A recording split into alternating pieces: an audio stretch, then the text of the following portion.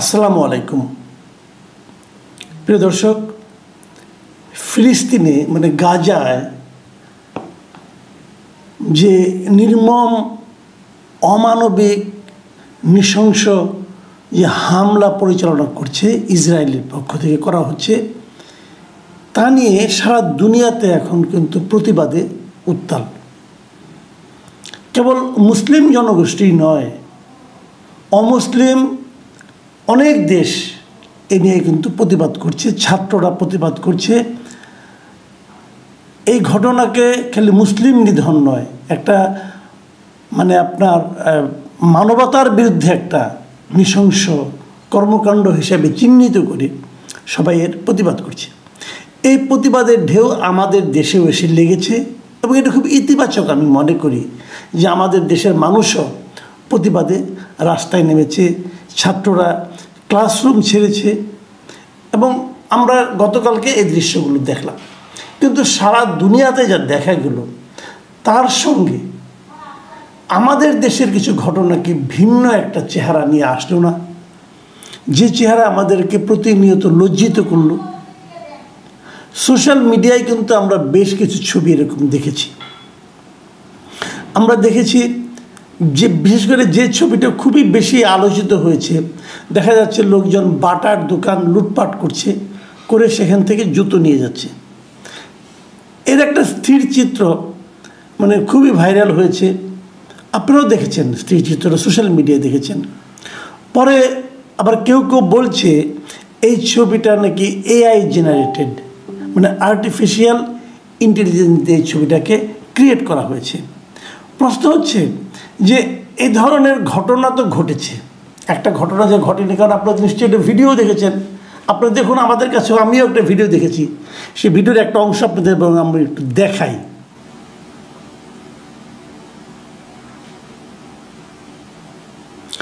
আপনারা এই যে ভিডিওর চিত্রটা দেখছেন, আপনারা এই ভিডিওটা এটা তো সত্য, এটা তো এআই জেনারেটেড না। এর সঙ্গে স্থির চিত্রটা এআই জেনারেটেড হতে পারে, কিন্তু আমি দেখেছি, দেখেন আপনি ওই পা দিয়ে আছে যে একটা জুতার বাক্সের উপর, এখন একটা লোক যদি জুতার বাক্সের উপর হাঁটু দিয়ে চাপ দেয় তাহলে সেটা তো ডেবে যাওয়ার কথা, ডেবে যায়নি, বোঝা যাচ্ছে এটা এআই জেনারেটেড। কিন্তু এই ছবিগুলো কিন্তু সারা দুনিয়ায় ছড়িয়ে পড়েছে এবং সারা দুনিয়ায় ছড়িয়ে পড়ার পর আমাদের ইমেজটা কোথায় গিয়ে ঠেকেছে। আজকে আমাকে কুয়েত থেকে একজন হোয়াটসঅ্যাপে একটা মেসেজ পাঠিয়েছে। আমার মনে হয়েছে সেই মেসেজটা আপনাদেরকে একটু পড়ে শোনায়, তাহলে আপনারা বুঝতে পারবেন। তিনি লিখেছেন, মধ্যপ্রাচ্যের কুয়েত সহ অন্যান্য দেশের ফিলিস্তিনিরা বাংলাদেশের এই ধরনের প্রতিবাদে খুবই লজ্জিত এবং কুয়েতে বাঙালি অধ্যুষিত এলাকায় নিরাপত্তা জোরদার করা হয়েছে।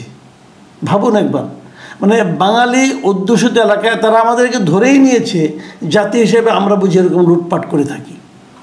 সবচেয়ে মজার বিষয়, প্রবাসী ফিলিস্তিনি জনগোষ্ঠী এই কর্মকাণ্ডের তীব্র নিন্দা জানিয়েছেন, কারণ কুয়েত, জর্ডান সহ মিডল ইস্টের বিভিন্ন জায়গায় এরা অ্যাসাইলাম নিয়ে কাজকর্ম করছে, তাই তারা এ ধরনের প্রতিবাদ সমর্থন করছে না।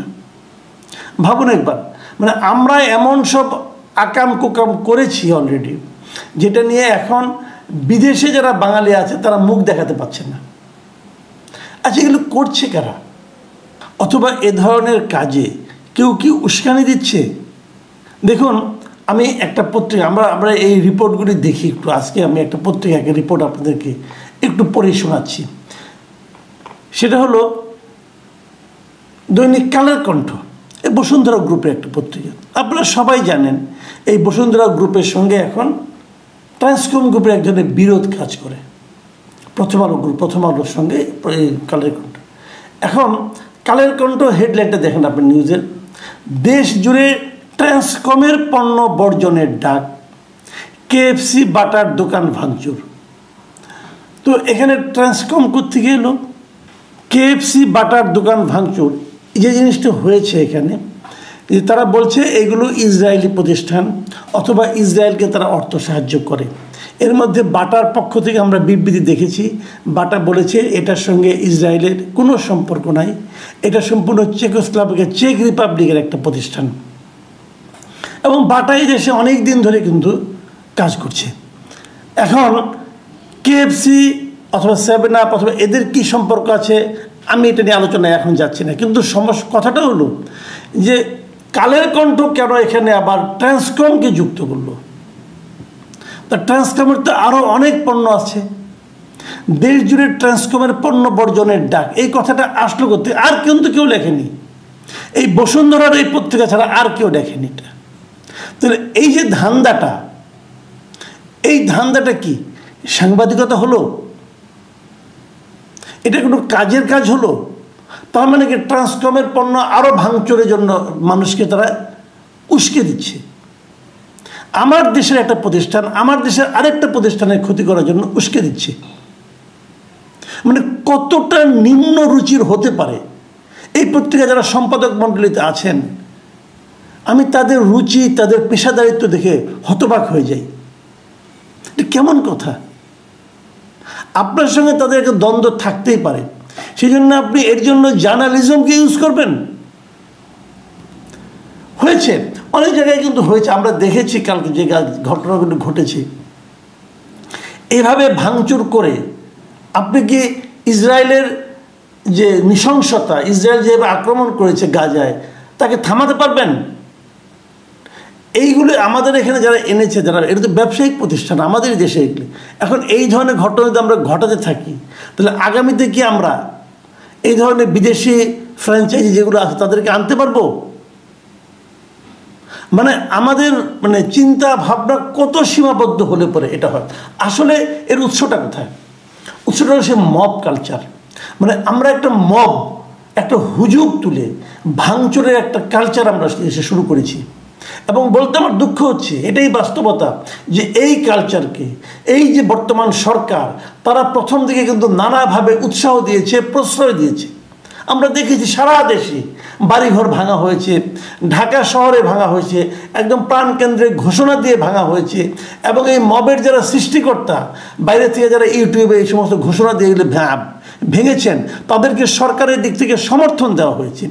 এখনও আমি দেখি, আমি গতকালকে একটা ঘটনা বলি, গতকালকে আমি একটা টক শোতে ছিলাম, সেখানে সরকারের একজন লোক, এই প্রধান উপদেষ্টার ডেপুটি প্রেস সেক্রেটারি একজন, তিনি 32 নম্বর ভাঙার পেছনে এখনও তিনি দায়ী করছেন যে এটাকে শেখ হাসিনা উস্কে দিয়েছিল। হ্যাঁ ঠিক আছে, শেখ হাসিনা উস্কে দিয়েছিল, আপনি শেখ হাসিনা বিচার করেন, কিন্তু কেউ যদি আপনাকে উস্কে দেয় যে তুমি যে ওই লোকটাকে খুন করো, আপনি খুনটা হতে দেবেন? এবং এর জন্য আপনি যে উস্কে দিয়েছে তাকে দায়ী করবেন? তাকে তো দায়ী করতে হবে, সে তো উস্কে দেওয়ার তার ঠিক হয় না, এটা আমি মানলাম। কিন্তু যখন আমি দা নিয়ে একজনকে খুন করতে যাব, আপনি আমাকে ফিরাবেন না? নাকি আপনি বলবেন যে আমি ফিরাবো না, ও উস্কাই দিল কোনো? এটা করবেন আপনি? এটা সরকারের কাজ। সরকারকে এখনও শুনেছেন এগুলির ব্যাপারে কোনো অ্যাকশন নিতে নেয়নি।